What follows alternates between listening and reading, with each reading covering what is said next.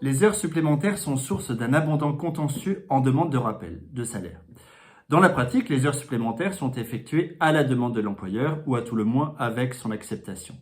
L'autorisation de l'employeur peut toutefois être implicite. Tel est le cas dans l'affaire qui nous intéresse, lorsque les heures supplémentaires sont comptabilisées par un logiciel de pointage.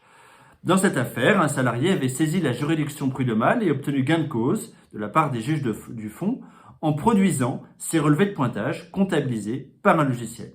L'employeur avait contre-attaqué, estimant que le salarié n'avait pas préalablement sollicité son autorisation expresse pour effectuer ses heures supplémentaires, d'une part, et que d'autre part, sa rémunération était une rémunération qui prévoyait un forfait heure, incluant l'ensemble des heures supplémentaires jusqu'à 41 heures par semaine. Alors, si la Cour de cassation a à plusieurs reprises par le passé rappelé que les heures supplémentaires sont celles effectuées à la demande de l'employeur ou avec son consentement, il est vrai que ce consentement peut parfois être implicite et résulter notamment de l'augmentation de la charge de travail imposée par l'employeur, et ce malgré le désaccord de ce dernier pour que le salarié effectue des heures supplémentaires. Désaccord qui peut être formalisé par l'envoi de mails l'invitant à ne pas dépasser 35 heures par semaine en termes de temps de travail, ou en lui rappelant qu'il doit solliciter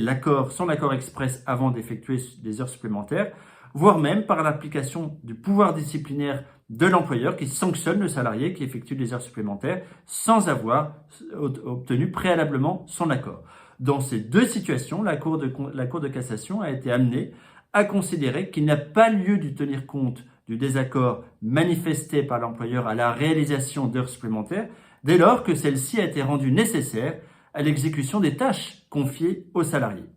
Alors, dans la décision qui nous intéresse et rendue par la Cour de cassation le 8 juillet dernier, la Cour va encore plus loin puisqu'elle pose dorénavant pour principe qu'un enregistrement des heures de travail par un logiciel informatique caractérise un accord de l'employeur. Le fait pour le salarié de produire le relevé de pointage des heures supplémentaires qu'il a effectuées, donc au-delà de 41 heures par semaine le concernant, et que ces heures sont enregistrées dans un logiciel informatique mis à disposition par l'employeur, vaut information et autorisation implicite de ce dernier. La Cour de cassation rappelle également que le fait d'avoir prévu contractuellement une convention de forfait heure, incluant un certain nombre d'heures supplémentaires, n'autorise pas l'employeur à s'exonérer de leur décompte hebdomadaire, sauf accord d'aménagement du temps de travail sur l'année.